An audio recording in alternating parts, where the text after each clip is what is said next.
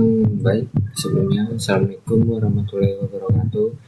Perkenalkan, nama saya Dandi Alvin Maesa dari kelas Ilmu Komputer A Pagi Karawaci.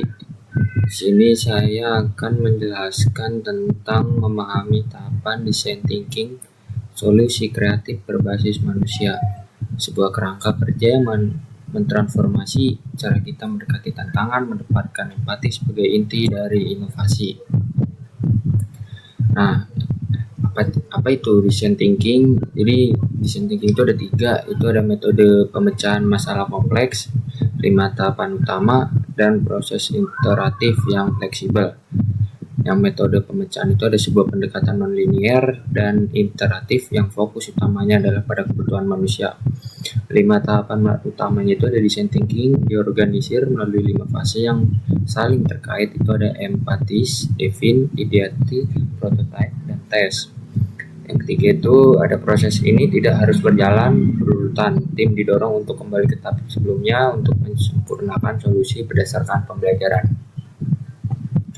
Lanjut, ini ada empatis. Empatis itu memahami pengguna secara mendalam. Ini adalah fondasi dari seluruh proses di mana kita berusaha memahami pengalaman, emosi, dan motivasi target pengguna kita.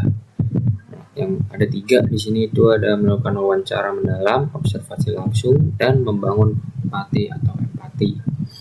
Contoh, tim desain mengamati perilaku penggunaan saat menggunakan aplikasi agar tahu kendala nyata yang dialami, bukan hanya yang mereka laporkan. Kuncinya itu mendengarkan tanpa prasangka, meninggali insight dari pengalaman nyata pengguna. Lanjut, yang kedua itu ada define. Ini define itu merumuskan masalah dengan jelas. Setelah mengumpulkan data empati, tahap ini bertujuan untuk mensintesis informasi dan merumuskannya ke dalam sudut pandang yang jelas dan fokus. Di sini ada 3, yaitu ada sintesis data, pernyataan masalah atau POV, tujuan utama. Sintesis data itu mengolah data kualitatif dan kuantitatif dari tahap empatis menjadi temuan dan kebutuhan inti. Mendefinisikan masalah sebagai pernyataan yang berfokus pada kebutuhan manusia, personate insight. Menjadi panduan yang menginspirasi solusi kreatif tanpa membatasi ide-ide yang akan muncul selanjutnya. Contoh pernyataan yang baik itu ada remaja perempuan membutuhkan makanan bergizi yang mudah diakses dan menarik agar mereka dapat bertumbuh sehat dan memiliki energi yang cukup untuk aktivitas sehari-hari. Lanjut, yang ketiga itu ada ideate. Ideate ini menghasilkan beragam ide solusi. Di sini ada 4. Yang pertama itu brainstorming bebas, kuantitas dulu, kualitas kemudian, tentang asumsi, dan teknik scamper. Brainstorming itu teknik inti untuk menghasilkan kualitas ide sebanyak mungkin tanpa menilai kualitas di awal. Kuantitas dulu, kualitas kemudian itu fokus utama pada tahap ini adalah keragaman dan volume ide, bukan pada solusi tunggal. Tentang asumsi, menggunakan metode seperti word perceivable ide itu untuk membebaskan pikiran dari batasan konvensional. Teknik scamper itu ada metode struktur, substitute, combine, adapt, modify, put to another use, eliminate, reverse untuk memicu ide-ide baru.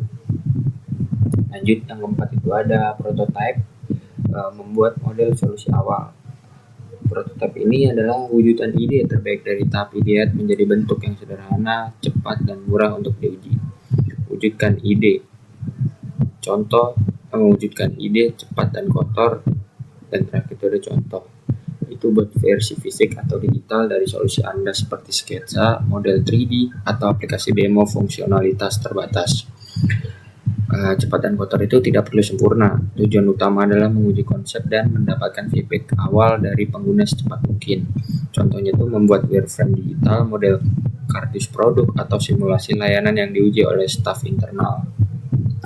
Lanjut, yang terakhir itu ada tes, menguji dan memperbaiki solusi. Pengujian nyata, ada 3 di sini pengujian nyata, kumpulan kritik, iterasi, dan perbaikan.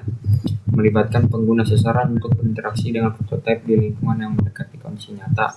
Tim mengamati reaksi, mengumpulkan kritik, dan mencatat kesenjangan antara desain dan kebutuhan pengguna yang sebenarnya. Berdasarkan hasil pengujian, tim dapat kembali ke tahap define atau ideate untuk menyempurnakan solusi. Inilah mengapa prosesnya iteratif.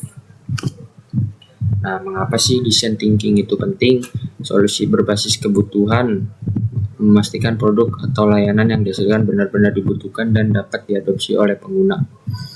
Mendorong inovasi, mendekati kreatif, berisiko rendah, dan kolaboratif, membuka jalan bagi inovasi radikal. Nanti itu udah diterapkan global. Metode ini digunakan oleh perusahaan-perusahaan terkemuka dunia seperti Apple, Airbnb, dan Tesla untuk memimpin pasar. Jadi kesimpulannya itu fokus pada manusia, selalu utamakan pengalaman dan kebutuhan pengguna di atas teknologi atau pertimbangan bisnis semata. Yang kedua itu fleksibilitas iteratif. Proses ini elastis, bersiaplah untuk kembali ke tahap awal. Setiap kegagalan adalah pembelajaran berharga.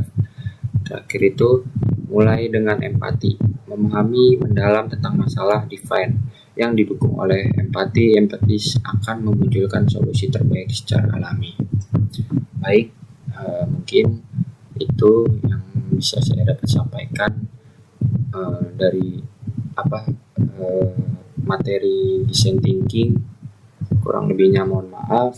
Assalamualaikum warahmatullahi wabarakatuh.